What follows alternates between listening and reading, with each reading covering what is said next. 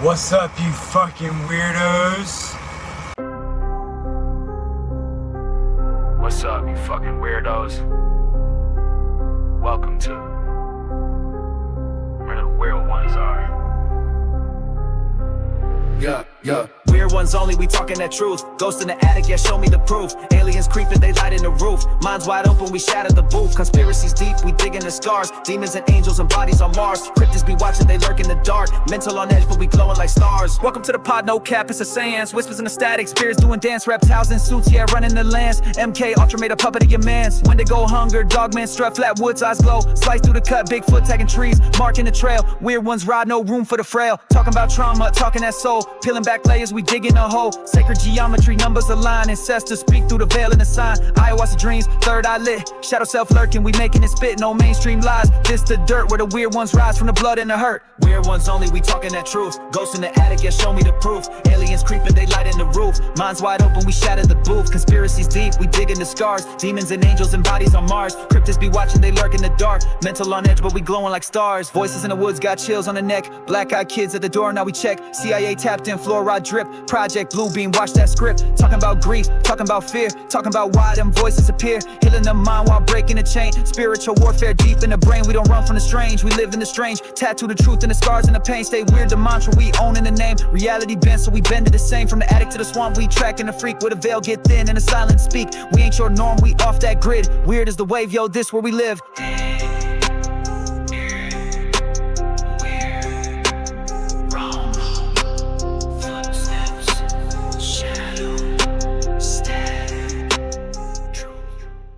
Would you like to hear a story? What's up, my fellow weirdos? This is Jen and Mondo from 305 Paranormal. And you're listening to Kevin from Where the Weird Ones Are. If you like what you hear, like, comment, sub, and share to hear more. Peace. What's up, you fucking weirdos? Welcome to another episode of Where the Weird Ones Are. My name is Kevin, but you probably already knew that, and if you didn't, now you do. Today's episode is with Jamie Kelley. She's becoming a Bigfoot researcher, and I think she's an amazing person. I really enjoyed her stories, and this is one that I pretty much shut the fuck up. Her whole her first experience on an X was it was totally profound. I mean, I did not want to interrupt her while she was telling that story at all. I kind of got chills a little bit listening to her story, and yeah, I mean, tell me what you think in the comments, whatever. Let me know. Um, I think her story is amazing, and I think she is a fantastic person, and I really appreciate her, giving us some of her time to come on the show and tell her stories. Definitely looking forward to having her back on. I do kind of want to get into the haunted house she grew up in the next time. So, but yeah, so I hope you enjoy this episode. If you are out there of mental distress, please, here in the United States, call or text 988. They are equipped to help you with any mental distress needs. They can also help you if you're just trying to help somebody. They do have the resources for that. So they have the resources for all of it. So please stay another day. I'm happy you exist. And if you do decide to go that route, I'm telling you right now, all you're doing is transferring trauma. And I know you don't want to do that. So keep on keeping on. The Kickstarter is almost over for my movie. It doesn't look like it's gonna make it unless some miracle happens within the last couple of days here. I think we're like 10 days out, maybe less. So the last day is May 12th for it. We're not even at halfway funded. And with Kickstarter, if you don't make your goal, you don't get any of the money. and the money goes back to the people who contributed. So, unfortunately, I'm probably gonna have to figure out something else out. So I might create a GoFundMe and see what happens from that. Um, but I'm still gonna put the Kickstarter in the show notes. Let's see what happens. If you're interested, if you like found footage horror, um, I definitely think I think the story is dope. So, that's my opinion. Um, what else do I have to talk about? My daughter's birthday was just this past Sunday. She turned 2. Feels weird to have an a son that's about to be 18 and a daughter who's just turning 2. Both ends of the spectrum there, but it's pretty dope. I love being a dad. It's my favorite thing in the whole wide world. I think I'm pretty good at it. Um, yeah, man. I can't wait to start doing. So we're moving, so there's probably not going to be any episodes next week. Just so you're aware. I mean, if you care that much. So, I'm selling my house and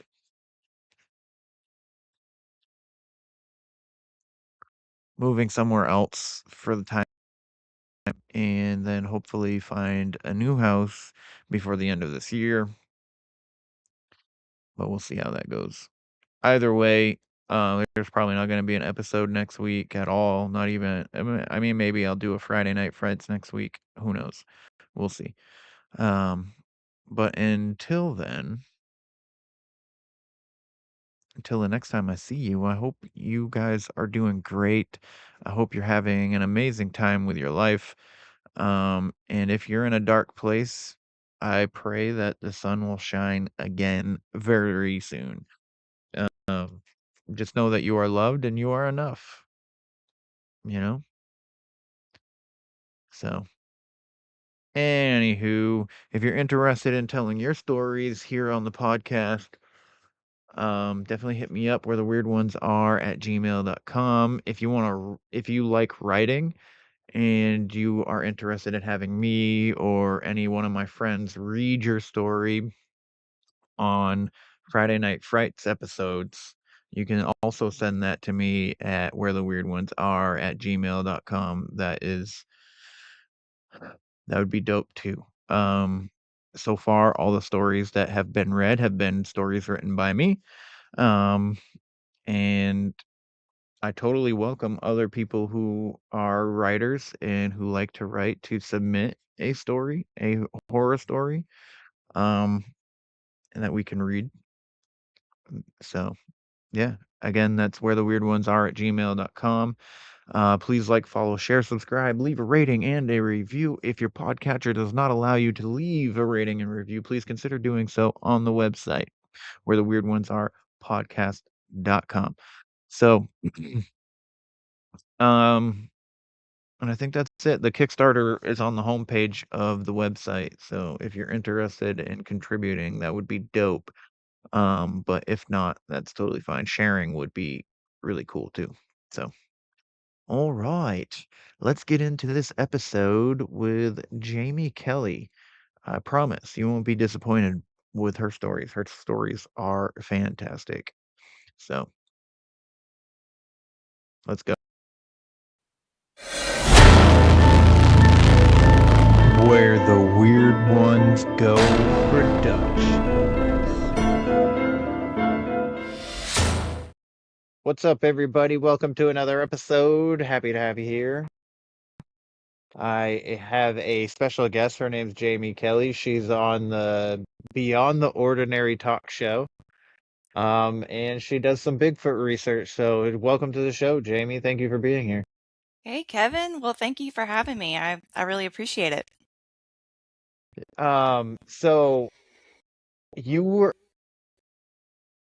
came across I think it was Facebook first, and then Instagram, and I saw some of the things that you were into, and I was like, this is my type of person. I need to talk to her. So happy that we were able to connect and all that. And but if you don't mind letting the listeners know a little bit about you and what it is you do. Yeah, of course. And again, thank you for having me on. So, like you said, my name is Jamie Kelley, and I guess my origin story and how I got into all of this is I grew up in a house that had apparitions and a mimic. So I would hear my mother call my name, but my mother wouldn't be home. And I would see from time to time a full Indian on horseback apparition. So the weirdness, the high strangeness, that's kind of always been in my life, but that's kind of what kicked it off. So, That's an interesting way to kick it off, that's for sure. I like the stay weird sign. I have a poster. yeah. So same thing. That's awesome. Um, so what was the mimic like? So it would typically happen when I was in my bedroom and I would kind of hear it downstairs and it would just be my mother's voice and it would be like, Jamie. And that's how she would call my name. And I'd go downstairs and I'm like, Mom, Mom. And she wasn't home. And I'm like, what the heck is going on? So that was kind of my first introduction to, paranormal and things like that. But in, I'd say in 2024, I really got into Bigfoot because I have two older sisters and they have had Bigfoot encounters. And they were telling me, their encounters. And I said, okay, let me start digging into this because nothing is off limits really to me. So I started digging into that.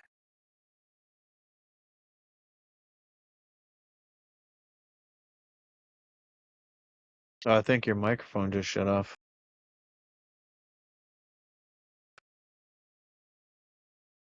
Yeah, you're completely silent all of a sudden. What about now? Yeah, you're good. Sorry. What was the last thing you heard? You started looking into Bigfoot because your sisters had encounters, and then you Okay. started talking, and then it went silent, and I was like, maybe it's just given a second to to Okay. catch up, and Sorry. then it didn't never came back. So yeah, got into Bigfoot because my sisters had encounters, and around that same time frame, I felt like I needed to start praying for spirit, like how to be involved in spiritual warfare. I'm not really sure why that was laid on my heart, but it was. So I just started asking God, utilize me in spiritual warfare. I don't know what that's going to look like. I don't know if that's something you're actually going to utilize me for, but that's what I was praying for. So around that same time frame, I started having back-to-back demonic dreams, and that went on for about a year. So in these dreams, I would have a person approach me and we're just having a normal conversation, and then all of a sudden, like, the energy would shift in the room, and I knew in my dream that this was about to go to a really dark place.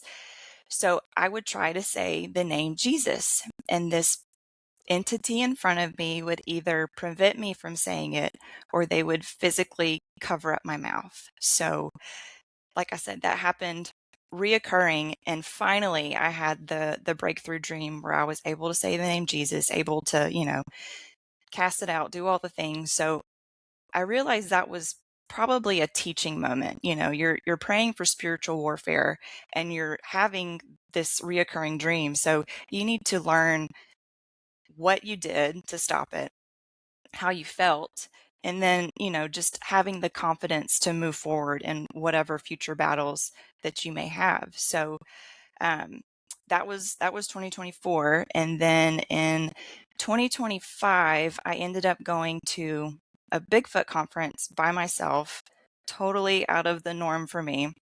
I'm in Alabama, so I went to one locally here in Alabama, and I ended up meeting members of Seekers. And I thought to myself, I really like this group. They're, they're really awesome. And previously, before that, my sisters and I, we had gone to um, Georgia to another Bigfoot conference, and we ended up meeting Jessica Jones, and we kind of said beforehand, we were like, what if she lets us go out in the field with her? And my older sister Amy, she was like, I don't know, that's like a high risk kind of thing. You don't really let new people out in the field. I don't know if that's going to happen, but I had this gut feeling that they were going to let us go. So, like I said, we're at the conference, and my sister Amy approaches Jessica, and she's like, "Hey, can we go out in the field with you?" And Jessica's like, "Yeah," and we're all like, "Yeah!" Like, we're so ecstatic because this would be my first time out in the field. My sisters go; they've been quite a bit, so I was super excited, didn't know what to expect. So we get to the location, and that's where I first meet members of Seekers. And not much really happens. But Jessica and Matthew Delph, they say, we're going to go down this service road. Do you want to go with us? And I was like, yeah, heck yeah, I'll go. So I go with them, and we're walking, and we don't have, any headlamps on. It's just kind of pitch black. And I start getting this really weird feeling that I've never felt before. And it started in the pit of my stomach, and it rolled up into my chest, and then it was in my throat, and it was like overwhelming almost. And I just kind of sat on it because I didn't know what was happening. And I also didn't want to come across as like being a chicken, being afraid, because it was my first time out. So I sat on it, and then it got to a point where I was really uncomfortable. And I said something to Jessica. I was like, "Hey, I'm feeling this." And she said, "Yeah, I'm kind of feeling it too. Let's go back." So we're walking back, and in my head, I hear "look down." And I'm like, "Okay." So I turn my headlamp on, look down, and there's a print. And I'm like, "Okay, this is pretty cool." Oh, that's cool. Like, I'm not a skilled tracker. I don't know what to look for, but something told me to look down. So I did. And we get back to the group. And again, I kind of think to myself, you felt something back there, like you sensed something. So that might also go in line with this spiritual warfare thing that you're praying for. So maybe pay attention to that. So back to Seekers. When I met them in Alabama, they said, "Hey, we've got this outing coming up in the near future. Do you want to go?" And I was like, "Heck yeah, I'll be there." And so this is kind of funny. I've never been camping prior to that. I don't have any camping gear, and my husband, he's not into Bigfoot. Like, that's not his thing. So I agreed to something without ever doing it before, without having any gear, and then without, telling my husband, "Hey, I'm going to do this." So I had three monumental tasks to achieve, but they happened seamlessly. And that was, I just chalked it up to, hey, I'm supposed to be doing this. So the time rolls around for the trip, and I remember driving there, and I'm thinking, this is either the best thing you've ever done or the craziest, but we'll get to that. But so I get to the campsite, and I see everybody, and we're just hanging out. And the time comes for us to go out on the expedition. And we walk through this place that they call Ambush Alley, because it's like one part is an open field, and then the other part's like a higher level ground kind of area. So like the perfect place for an ambush. So we walk through that area, and I remember getting that same feeling that I had while I was previously out. So I immediately thought, okay, something's around, like something's going on. And I just kind of tucked that back away. So we get to our destination, we sit down, we get our gear out, and we're by a body of water. So there's a bunch of frogs around us. And Tony and Sean, they let out whoop calls. And as soon as they do that, the frogs sound like they're sick. I don't know how else to describe it, but they sound like totally off. And it's so weird. And everybody kind of mentions, okay, we hear that. All right, noted. Not long after that, Kristen has her thermal out and she's like, hey, I see something peeking behind a tree. So Sean hands me his night vision. I look through it. I don't see anything. He hands me his thermal and I look through it and I see this bipedal creature peeking out behind a tree.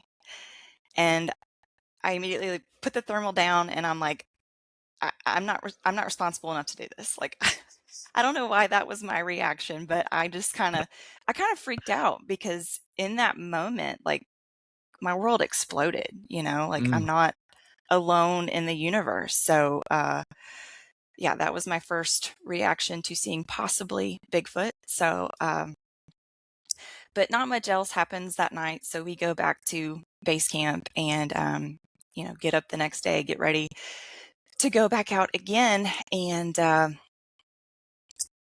they're asking us, where do y'all want to go? And I get paired up with Sean and I say, I want to go back to Ambush Alley. I'm brand new. Like I'm brand new, but I think I can, pipe out and say a location that I want to go to. And luckily Sean was like, okay, we'll do that. So we got sent to Ambush Alley. So Sean and I were on our way and we get to Ambush Alley. We sit down, get our gear out. And we're just kind of talking and I'm asking him tons of questions because like I said, I'm brand new and he is a very experienced researcher that has been doing this a long time and probably on his last nerve. But I begin to get that feeling, it's in the pit of my stomach, rolling up into my chest, into my throat. And again, I sit on it and I'm like, okay, something's going on, but I don't know what it is. I don't know if it's a medical issue. Like I don't really know what this is. So I sit on it. And finally it's again to a point where I have to say something. So I say to Sean, look, I'm feeling this way and I don't know what's going on. And Sean's like, okay, noted. And to his, his benefit, he doesn't know how I'm feeling, so he can't really interpret that, but Right. he probably thinks I'm nervous, brand new. So he just kind of, he's like, okay, you'll be all right. But this feeling gets so intense. And I'm sitting there in the chair, I'm looking out into this open field, and then all of a sudden I am immediately launched into another realm and or dimension. I'm not really sure. But Oh shit. I'm sitting there and I'm looking at this new landscape and it's got a gray hue, like everything is just super grayed out. Trees that were in front of me were no longer there. Rocks and bushes and all of the landscape things, they have like a prism outline to them. And I'm sitting there and I internally know for a fact that I am somewhere else.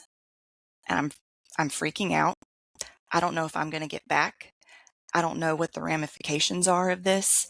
And I kind of snap out of it and I'm back. And I'm like, okay, I know what I just experienced, but how am I going to communicate this to the person sitting next to me? Did they experience it too? I'm not really sure. So I begin to say, okay, this is what just happened to me. And he's like, okay. And, he's kind of taking mental notes. And this happens 3 other times. So I shift realms and or dimensionally 3 times. Whoa. It does not happen to Sean. So a key point in all of this is my reality was different while his reality was the same. So there's 2 different realities going on. That's some quantum level stuff right there. And I don't even know how to wrap my brain around that. But so he's kind of taking notes of all of this, and he looks at his watch each time that I say that, I shifted, and it's happening in 5-minute increments. Mhm. Because he's like, okay, I'm obviously going to have to tell this in the after action review because this is some crazy stuff. So there's kind of a lull. It doesn't happen again, and we're just sitting there. And also, I want to point out, I do not have my fight or flight. Like, it's gone. Any normal person would have said, radio out to the groups. We got to go back to base camp. Something's going on. But I was just kind of like lackadaisical about all of it. And have you ever like been put under anesthesia? Yes. It was kind of like that. Like, you just, you're going to like slip, but it's okay. Everything's fine. And that's just kind of how I felt. And it was pretty crazy now that I think about it and look back. But so we're sitting there, and all of a sudden we hear this tree snap. It was 3 snaps, pop, pop, crunch. And that third crunch was extremely loud to the point where it almost had a slight echo. And that was to our right. So our attention is immediately drawn to our right. And shortly after that, I heard an owl sound to my left. So as I am panning from right to left, I look up and I see this brightly colored orange and green ball in the sky. And I think to myself, is that a UFO? Because Mhm. I've never seen an orb, but I thought it was a UFO. So as soon as I look in the direction of the owl, I'm immediately shifted back into the different realm reality. I don't know how long I was there. It felt like longer than the first 3 times, but I'm able to like snap out of it. And when I do, I feel more connected to reality this time. Like, I can move, I can talk, like I can do all the things that I really couldn't have before. I really struggled before, but this time I feel super present. So the last thing I remember is there were 3 snaps, and I'm like, okay, something's obviously in our proximity. So I pick up the nods, I'm scanning, I don't see anything. And I'm like, okay, that's good. And then I look over at Sean, and Sean has this really unsettling look on his face. And I'm like, are you okay? What's going on? Talk to me. And he says, the entire landscape changed. Everything changed. And I said, okay, Sean has just now experienced what I have experienced, and it happened at the same time. So at this point, I don't know if Sean is still in the shift or if he is like physically, mentally with me. I don't know. Uh, But he gets up from his chair, and he says, I hear them everywhere. I hear footsteps. And at this point, I don't hear anything. And I'm like, I don't hear anything. I don't know what's going on. And I can internally feel that things are escalating. Things are boiling to a point of possibly no return. I don't know, but I can tell things are about to pop off. And he gets kind of further from me, and he's like, they're everywhere. And he's just like kind of spinning around looking. And I, without thinking or processing, I just get up and I run over to him, and I put my hands on his arms, and I just call out to Yahweh. And I just said, Yahweh, we need you. Things are not going good. Sean needs you. And I pray the blood of Yeshua over Sean. And he seems to like come back. He seems to be fully present, fully cognizant. And I'm like, okay, hey, we're going to be all right. I try to be like a grounding point to him. mm. And we go back to our chairs and we sit down, and he immediately looks at his watch and he said, Jamie, we've got some missing time. I said, what? He Yeah. said, when all of this happened, it was 12:05. When the tree snaps happened, it was 12:05. He said, it's now 12:45. And he was like, how long did that feel to you? And I was like, maybe 3 to 5 minutes. And he said, yeah, me too. So something to kind of think about. I was not physically with my body in those 40 minutes. I was not mentally with my body. So a lot can happen in that amount of time. And it's just, I don't know. I don't have any memory of it. So I'm kind of like, I might just leave it the way it is because it was traumatic to say Yeah. the least. But so we just kind of, sit there and gather ourselves. And I'm like, Sean, you've got to call out to the groups. And he has tried multiple times to call out to the groups, but of course we can't get anybody. His radio would key up on my radio, but we wouldn't get anybody, just static. So I vividly remember him extending his antenna and kind of holding it up so he gets, the maximum amount of exposure. And he just says, Team Sean, to all teams, we need help. Anomalous things are going on. We need help. And the teams could actually hear the fear in his voice, and they immediately knew, like, okay. And I think it was Daryl, he comes over the radio and he says, are you okay? And Sean says, I don't know. And Sean is not the person that doesn't know if he's okay. Like that is a solid dude right there. He knows if he's okay. So that was a very strong key indicator to the rest of the groups. We've got to move, and we've got to move fast. So to our benefit, the closest team to us was about a quarter of a mile away. So they, radio out to the rest of the groups, hey, we're at this location. We're going to be there in this amount of time. And they say to us, have your white lights on. We will have our white lights out as well, so we know what to look for.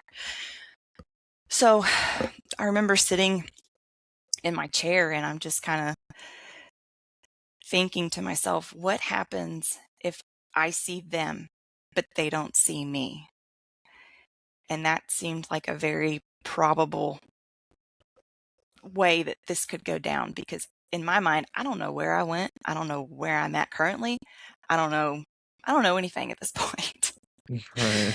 So I'm just kind of, mulling that over in my head. And Sean and I both kind of compared what we saw to the Upside Down in Stranger Things. Like, things looked eerily the same, but they weren't the same. Like, it mimicked where we were.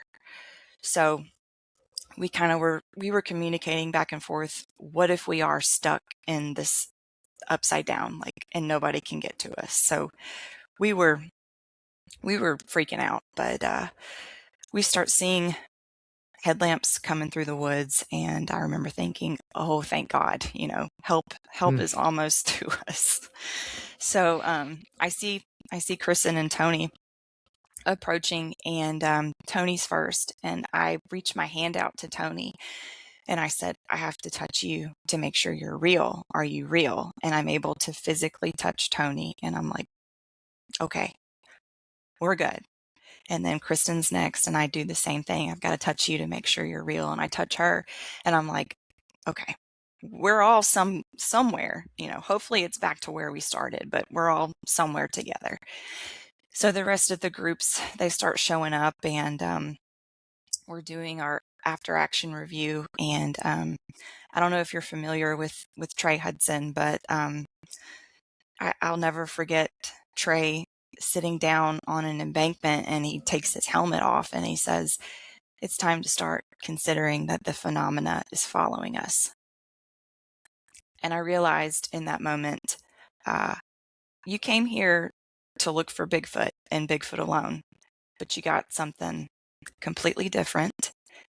You possibly crossed a threshold that you didn't even know was there. And you don't know what the ramifications are of this. You don't know what you opened yourself up to. And like, all of these things are just flowing through my mind. And I realize you're in deep trouble. So we head back to base camp, and I have owls following me, like just sounding off every step that we were going. And I kind of said it to the group, like, A, do y'all hear this? And B, like, this is sending me into orbit because I don't know why, but it just freaked me out. So luckily they heard it too. But we get back to base camp, and I totally let loose. Like, I am bawling my eyes out, and the realness of what had just transpired was sinking in. And I just remember I was fearful to go to bed, but I had to go to bed. So I remember laying in my bed and just, thanking God for being there, for helping me, and for letting me help Sean. So I wake up the next morning, and I kind of have this understanding that I was supposed to be there. I was supposed to experience that, and I was supposed to help Sean. So that kind of helped me, like, okay, if that's what it is, then that's what it is. So I, on my way out, I prayed, Yahweh, if there is anything of the enemy that wants to follow me home, I don't give it permission. It doesn't have a foothold. In Yeshua's name, I pray, amen. Well, I get home, and boy. the spiritual warfare did not end there. Not one bit. So I began to see things out of the corner of my eye, so much so that, like, you see it and then you're like, I know I just saw something. Yeah. And I would just feel things like around me that wanted to, like, kind of taking my energy. And I would also hear pops in the ceiling that I didn't hear before. And it's not my house settling, like, it's not that kind of pop. It's just pops in the ceiling. So, and also I went on a beach trip with my family the week after that, and I was sitting outside by myself. We were in a beach house, and sitting outside by myself at night, and I hear something call my name from under the house, and I can tell that its intent is that it wants me to go under the house and look for it. And I'm like, absolutely not. That only happens in movies, so I'm going to go inside. And I actually text my family, and I'm like, are y'all messing with me? Because, like, this doesn't happen. I'm on a family beach trip. Like, what is happening? So they said, no, we're all inside. We don't know what you're talking about. And I'm like, okay. So I just kind of attributed it to what I had encountered. And then when I got home from the beach trip, this bookshelf behind me, I have pictures of me and my sisters, and they were all laid face down. So, Oh boy. again, they're also into high strangeness. I am now into high strangeness. So I just kind of said, okay, it's all a part of it. But that lasted about 3 months. I didn't feel like anything wanted to physically hurt me or do me harm, but it was just like hey, you came and checked us out. Now we're coming and we're checking in on you. And there's not much you can do at that point. You just gotta ride it out.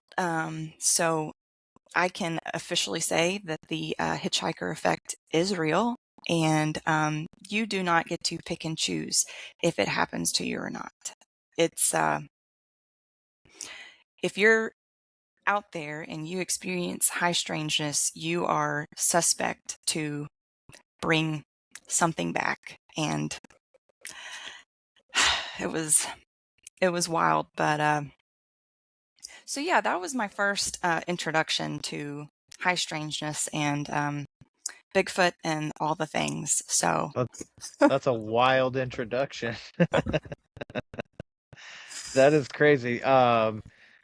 So Jess told me a story about her and Sean when she was first starting, and that he had happened to look at his watch, and they were like sitting back to back out in the middle of the woods. And so this was years ago now, but he happened to look at his watch, and then he looked at it again, and like an hour had gone by. within like a couple seconds or something. So that is the reason why he constantly looks at his watch. Yeah. I'm seeing a common denominator there with Sean, so maybe I need to. No, I'm just kidding. Yeah. Um, But but I'm so glad that you got to experience it with Jess, because Jess is an amazing person. absolutely, she's phenomenal, a wonderful researcher, and yeah, she's like the reason why I'm doing this. You know, she Yeah, let us go out, and I got my first little taste, and I was like, I'm gonna keep doing this. So yeah. that's dope. Yeah, the first time I went out, she was there. The second time, even. So the first time I went out, was in Tennessee, and we saw a bipedal figure on thermal, and the thermal was recording, and three of us looked at the figure Mhm. through the camera. We got back to base camp, checked out the footage, no figure. So, It's like wild the three of how, us looked right at it. yeah, the So, manipulation of electronics of all the things is it's absolutely wild what can happen. yeah. We went to the LBL and same thing. Like we had 3 sets of full batteries, drained them all instantaneously, had Ugh, nothing. That was a wild trip. I bet it was. I would really want to go out there. So I'll tell you a quick story. It was like 2016. I've never, I mean, I've experienced like paranormal things my whole entire life, but me and my ex-wife had just split up. I was in the house by myself. We lived out in the middle of the woods up here in Maine. It was just me and my two dogs, and they wake up and they're barking like their heads off, and I look out the window. There's coyotes in the yard. Well, they're not in the yard. They're in the field next door. And I'm like, shut up, guys. You see these coyotes almost every night. Shut up. Like, come on now. Get over yourselves. And then I try to go back to bed. I'm throwing my pillows at them. I'm like, shut up, shut up, shut up. And then I get up again, and this little coyote's coming down my driveway, and it's limping, and I'm like, oh shit.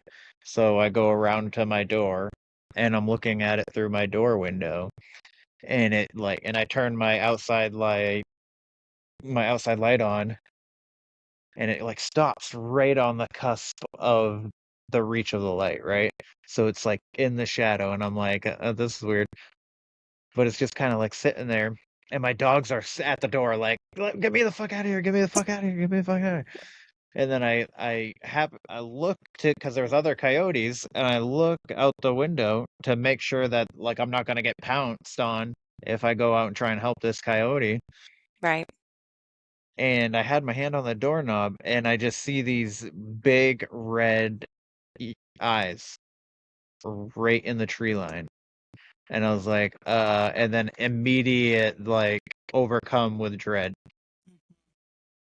And then I ran and got my rifle, sat on my couch, locked all the doors.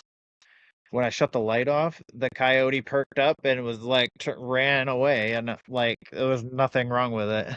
Yeah. And I had my There rifle, and my dogs just sat right next to me. They stopped barking. It was like immediately as I felt the fear, my dogs were like, "Oh shit." the manipulation tactics is it's unreal what they can do. For real. For real. And then in the Talladega State Forest, my dog was definitely hit with infrasound. Mm.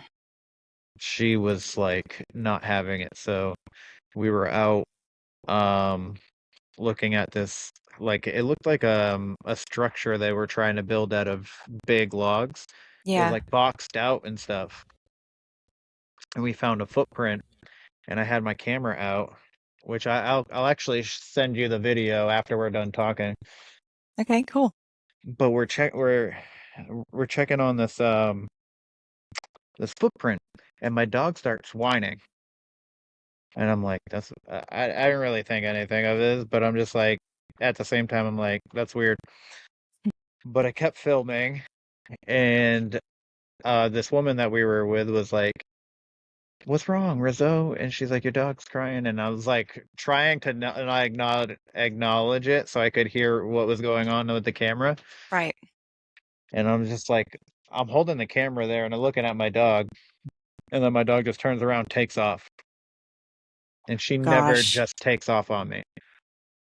And so I'm calling her, and she looks at me, and then turns around and keeps going. And I was like, that's not her. She always comes back to me when I call Mhm. her. So I followed her all the way out of the woods, and she would stop periodically just to like look, should stop, look, make sure that I'm coming, turn around and keep going. And she went all the way back to base camp, got in my tent, and then never came out for the rest of the night. Poor thing. And then the next morning she was throwing up. Wow. So yeah, she Yeah, got hit pretty good. yeah, Hmm. I would say so. So, but anyways, enough about me. So you just recently went out. What was that experience like? So I went back to the location that I just told you about, Ambush Alley. I had to go and face my fears. You know, I had to sit in the space and just say, "Okay, I'm here. What is it that you want to talk to me about?" You know. So, yeah, Sean and I both went back, and uh, I don't want to say it was therapeutic, but it was almost peaceful sitting there. Nothing really happened. Um, I did see two shadow people, and that location is not known for that kind of thing, obviously now, but it was just, you know, bipedal cryptid sightings. It was nothing of high strangeness. So now it's No. all the weird things, but you know, I think Sean and I both needed to do that and to go back and, you know, like I said, face our fears. So I am kind of thankful that nothing crazy went on because it's only been about 9 months. So you know, I did have PTSD after that first trip. I was a shell of a human being for a while, so Oh man. it took me a while to come back to reality, so to speak. But like my paradigm shifted, my whole world imploded.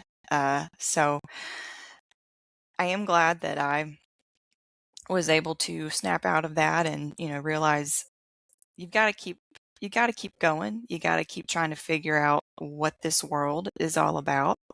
And that's where I'm at.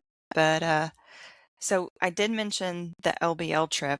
That was my third time out in the field. So I went with seekers again, and we went on an all-female expedition.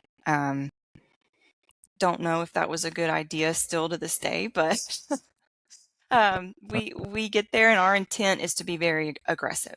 And I've never been aggressive before, so that was new to me. But we get to this cemetery, of course, and it's kind of like up a hill, and then there's like, you know, a tree line. So we're looking up at that and growling, being really aggressive, letting out howls, and all of a sudden, like we hear this pounding, and it sounds like it's coming up like from the hills, and it is, you can feel it in your chest, you can feel it in your feet, like you're just like shaking along with it, and it is unlike anything I have ever heard in my life. And they let out some howls again, and it starts back up again, and this time it's like very rhythmic, like almost like Native American-esque. And it's, you can tell it's getting more intense. Like you can tell they are responding to us. So about that time, Natalie says, I see a crawler at our 12 o'clock. And I'm like, what? You know, I Oh. don't know. This is my third time out. So I look up and I see this like kind of small figure there, and I'm like, is that a headstone? And I'm still kind of scanning the area because there's movement going on all around us, and I'm just kind of doing a 180. And I hear Natalie say there's 2 crawlers at our 12 o'clock, and then she says there's 3 crawlers at our 12 o'clock. And I look up and I see these 3 figures, and they're like moving, and I'm like, okay, that's obviously not headstones. Headstones don't move. So my sister, Amy, she's also with me, and I guess I have the survival instincts of a fart, but I had my back turned to the crawlers. I don't know why. I don't know what I was looking at, but had my back to them when one of them came running at us, lunged at us, and Natalie luckily had bear spray, sprayed it, and we think that the sound like scared it because it backed off. It took off running, and with bear spray, you have to retreat too. So we backed down the hill, but also we saw this oval, very it wasn't bright at all. Like you had to really squint to see it, but we saw this oval light in the tree line, and it had these little like twinkle lights around it. And I don't know if that was a portal. I don't know if that's what those crawlers came out of. I don't know, but that's what I did see. And you know, I have done my research into, you know, the Meadow Project and Trey Hudson and all the things. So you stay away from portals if you see them. If you just avoid the area. So that's what we did. We, you know, backed down the hill, and nobody could see the crawlers on night vision or thermal. We could only see it with our naked eye, which is pretty crazy. And then Kristen, she was kind of keeping watch behind us, and there was, you know, a big open field behind us, and she captured some really tall bipedal creature just standing there watching us, you know, spray bear spray and all the things. But we also heard a woman scream, just random out of nowhere. You know, we're in the middle of nowhere. It's the LBL, and we're like, okay, that's very eerie. Heard a random dog barking. There's no houses for miles. And then just like some kind of weird bass sound, like a car driving by with really loud bass. Now that could be what it was, but Yeah. I don't know. In the LBL, who's going to be blaring like, you know, club music at 2 a.m? Maybe somebody, I don't know, but that's what it sounded like. So, but yeah, that was my, well, sorry, one more LBL story. On another night, we get to this spot, and I get that feeling. I'm like, something's here, something's going on, and we're about to enter like a really heavy tree line, and there's power lines. And I remember Natalie saying, "Are you feeling this way because of the power lines?" And I was like, "I don't think so. Like, I go by power lines every single day, and I don't feel this way." So, but as soon as we like cross that threshold of the tree line, we get growled at, and it is unlike anything I have ever heard. Like I've obviously never heard a growl before, but like it was obviously, get back, get out, I don't want you here. And of course we kept pressing. And my sister Amy, she had her thermal with her, and she captured, you know, a bipedal creature peeking out at us behind a tree. So and we later saw a fire kind of further down the road, and it was campers. And we were like, maybe this Bigfoot, Dogman, whatever it is, maybe they're watching these campers and hoping, they'll share some food or leave out food or whatever. And we like encroached on their area. Like that was really the only kind Yeah. of thing that we thought of maybe why they were being aggressive with us, because we weren't being aggressive. So, but yeah, that was the LBL. So I'm definitely going back. I love that place. Oh man, I want to go out there so bad. You need There's to. so many stories out there. Absolutely. And they've made documentaries out there. They've written books about out there. Oh man, I need to. Hopefully, I can. I'm probably gonna build like a camper sleeper in the Yeah. back of my truck. I mean, I have a tent that goes over the bed of my truck, but Mm-hmm. I'm kind of like considering building like a little cap and like have a little like fold out bed and a little desk that I could take my notes on with my little kerosene lantern. Obviously not kerosene because that's dangerous, but you know what I mean. Yeah. But so with all your experiences with going out in the field, which has been mostly recent. Mhm. Um, what do you think Bigfoot is? So, after the Ambush Alley encounter, I had to figure out what happened to me. Like Hmm. I wasn't going to let that go. Something significant obviously happened, and I had to figure that out. So I've been doing a lot of research. I've been doing a lot of reading, a lot of listening, a lot of all the things, and this is not my research. This is the research of Steve Mera and Nathaniel Gillis, but all of these things are, when I say things, I mean ghosts, aliens, dogman, cryptids, all the things that are just not of this earth. Hmm. They are essentially masks and or archetypes of a proto-intelligence. What that proto-intelligence is, I don't know. But they are the only two people that could really explain temporal displacement by location, which is what I had. Hmm. That I was not consciously connected to my body. I hadn't even thought about that, and that I wasn't physically connected to my body. Um, you know, NHI, whatever you want to call it.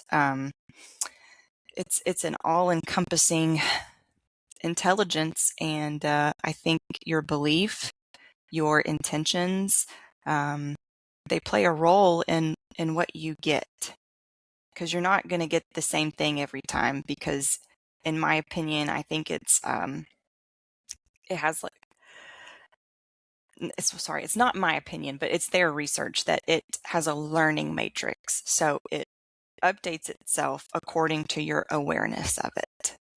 So, Like AI. like AI, yeah. And whatever your belief is, that's what it's going to present itself to you as.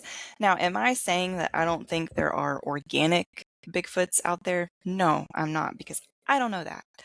But Hmm.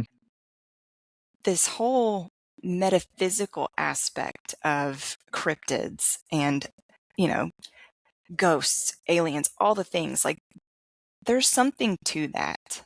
Like, how can something be physical but also not? Right. So there's something more out there that we don't understand.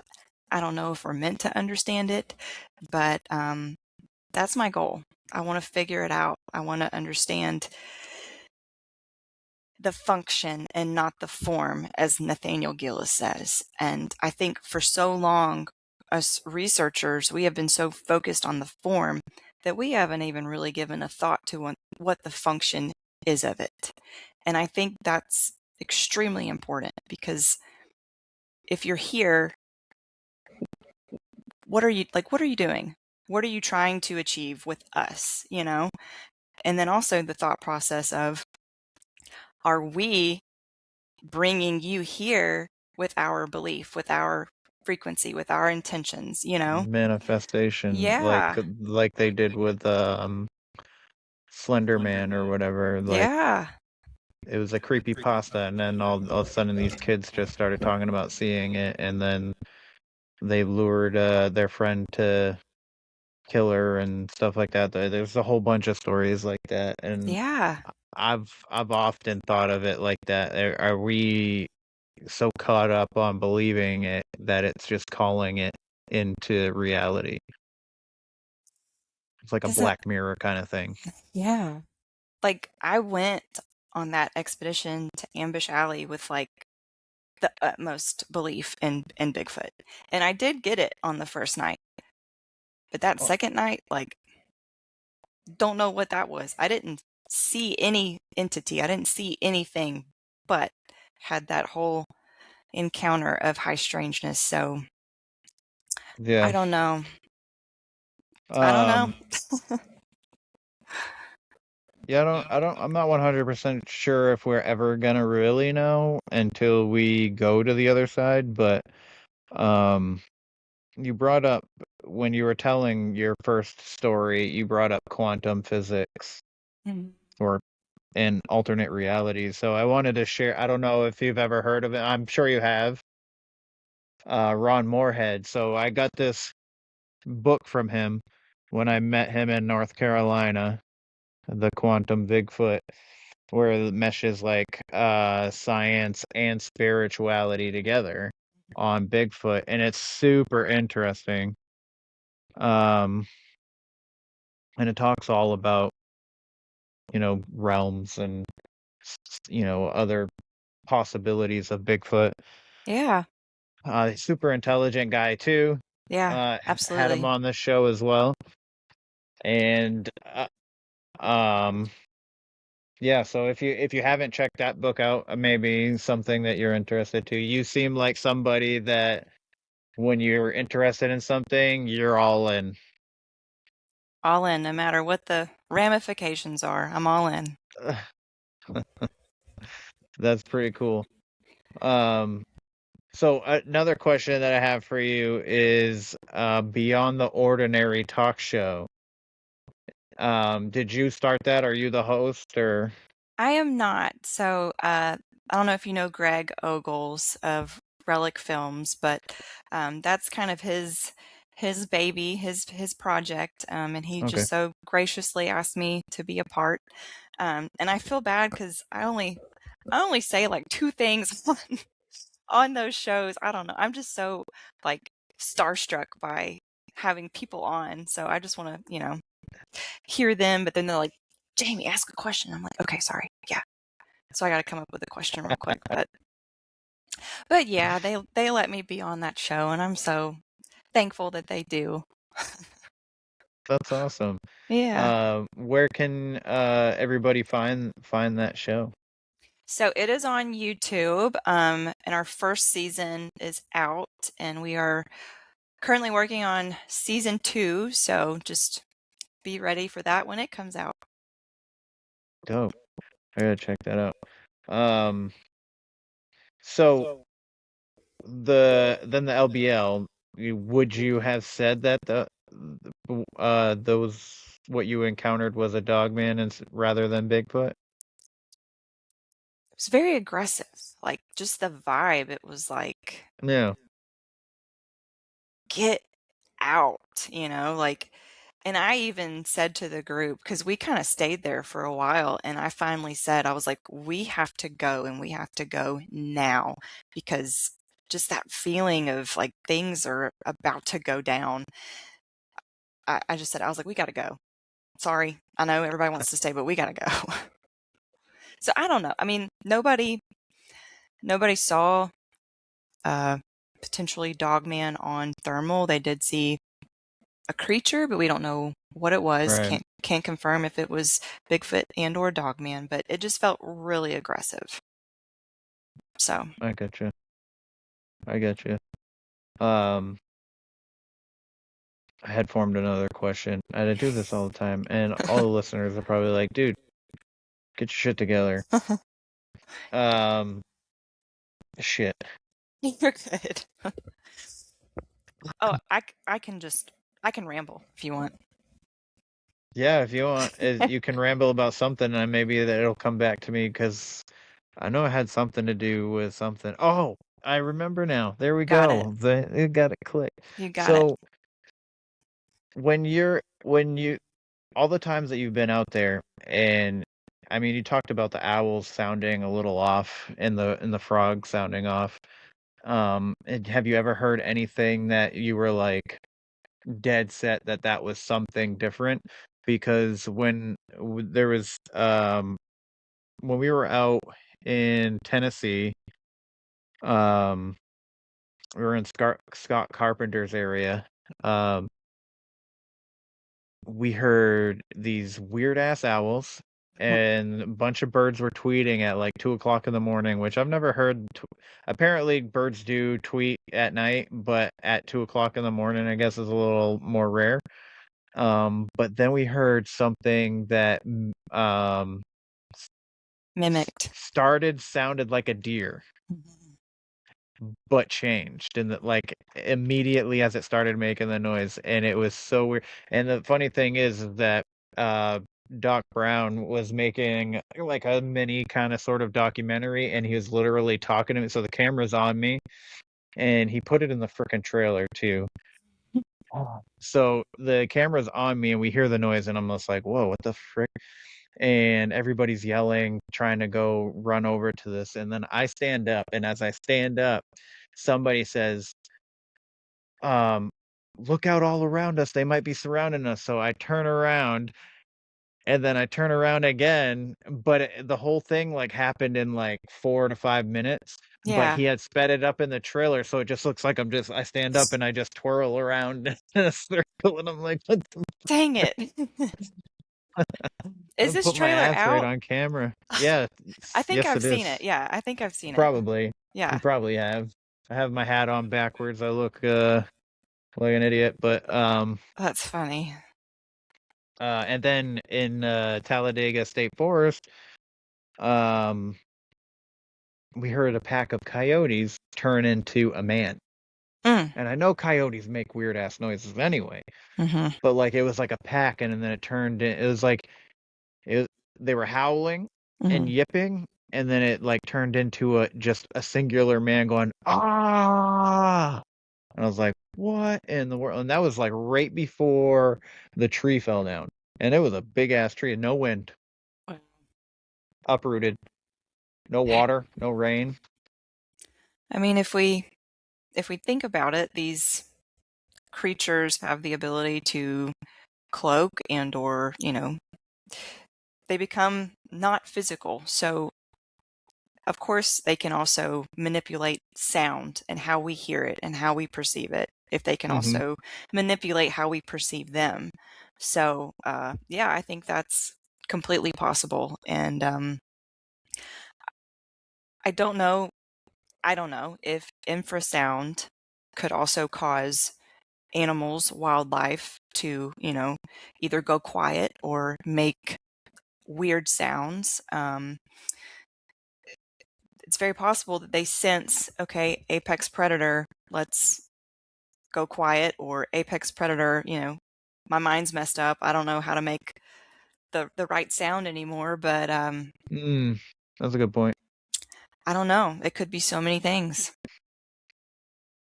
Yeah. So the question is, other than the frogs and the owls, have you ever heard anything else off that didn't sound quite right? So on the last trip I took, whippoorwills were out most of the night.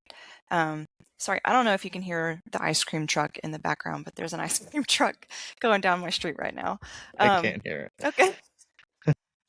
So whippoorwills were going off all night, and we were sitting back in Ambush Alley, and Sean and I both kind of said, like, the whippoorwills sound off. What's going on?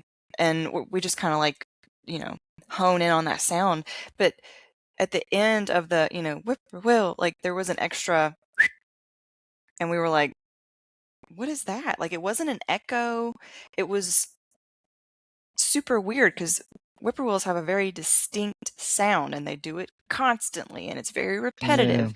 But this was like every once in a while you would get an additional, like, at the end, and you're like, what is that? So I don't know. That's Some super interesting. I love being out in the field. That's my favorite part. Um, even if we don't hear, or find anything, right. just being out with the people that I go out with, like Jess has been out both times that I've been out. Yeah. I don't know if you know cryptid warfare and that all them, Not but personally. okay. Yeah, so that's the crew that I go out with, and the first time we were out, Riley, he's another podcaster. He got infrasounded, Yeah. and he's trying to like relay the story, and he starts crying, and I was like, oh shit, I gotta like put my hand on him, make sure he's okay, you know. Yeah. So, spiritual warfare is a real thing, even not like getting yourself into this field. It's constant all the time. Um, and I thank God that, my son has turned to him and has started, I guess, walking in the light, and kind of brought me there too. If it wasn't for my son, I'd probably be where I am right now. Aw, So, that's very sweet. yeah, he's a pretty sweet kid. Aw. Um, but anyways, so are you finding fulfillment in your life now that you're doing this? Even before you started, but with this stuff specifically, are you finding fulfillment? Yes and no. Um, because if we're all going to be, honest with ourselves and do honest research, there are physiological and psychological aspects to this that can be dangerous. Mhm. Your health can be affected, your mental health can be affected. So you've always got to have this, grounding point of knowing when enough is enough, and just making sure that you don't bring anything home to your family, making sure that you know when to draw the line. So like I said, I want to find the answers to all of this, and I feel driven, I feel led, I also feel protected. Going to say that, lightly, because I don't want to assume, but I do. I feel protected. So I'm just going to keep on keeping on until I think, okay, you've done enough. So yeah. Sweet. Yeah, no, I agree with you. There's days where, like, with the podcast, with the making movie, or trying to make a movie, with going out doing research and having experiences and stuff like that, some days are different than others. Mhm. Yeah. So, um, but anyways, that's the time for me. If you don't mind, if you have anything that people want to follow or check out, you can shout it out now. Yeah, I'm on Instagram and Facebook as Jamie Cairo, Kairo. Nice. And don't forget to check out, and I'm blanking on the name even though I just frickin' said it, the YouTube. Beyond the Ordinary. There we go. I don't know why. No, I don't you're know why I good. just blanked on that just now. Check out Beyond the Ordinary, and give them a like, follow, share, and a subscribe, and leave a rating and review. Send some comments, tell them what you think of the show and stuff like that. But For the listeners out there, if you don't mind, like, following, share, subscribing, leaving a rating and review for this show, that'd be greatly appreciated. If your podcatcher doesn't allow you to leave a rating or review, please consider doing so on the website where the Weird Ones Are podcast.com. That would be greatly appreciated. That is also where you can get merch, hot sauce, coffee, supplements, short stories, movie updates, all that stuff.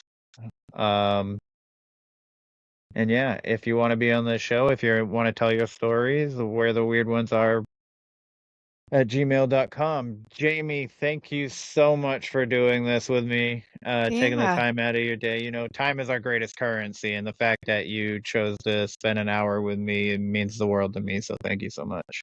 Well, thank you, Kevin, for having me on, and I really appreciate it.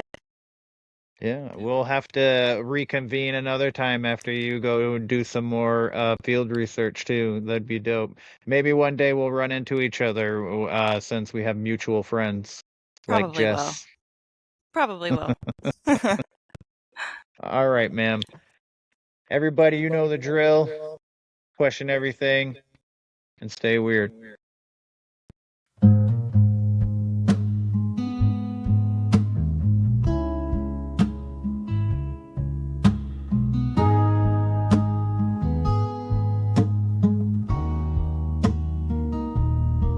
In the quiet of the night, when the world feels far, there's a voice through the static, like a falling star.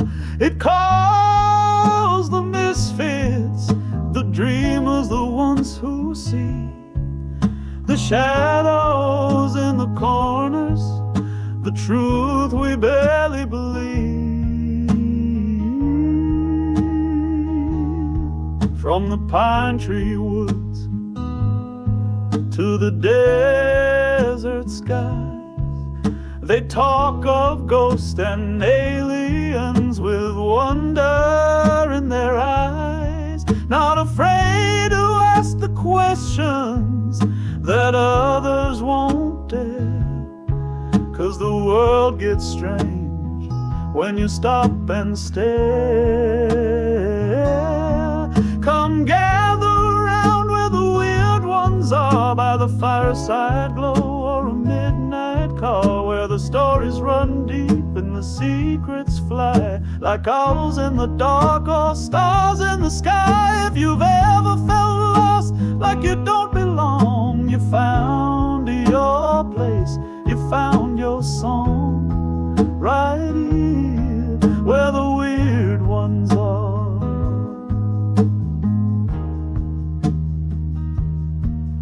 They'll talk of cryptids, time slips, and deja vu, of spirits that linger, and what might be true. But more than the monsters, it's the people you'll find who dare to be open with curious minds. It's not about fear, it's the thrill of the ride, to question the world with wonder as guide. So pull up a chair, let your freak flag fly, we're the seekers of truth beneath the sky. Yeah, come gather around where the weird ones are, on the moonlit thoughts and cosmic scars, where the veil feels thin and the questions burn, and we chase the strange at every turn. You're not alone, not in the dark, you're with a tribe. You found the spark right here where the weird ones are.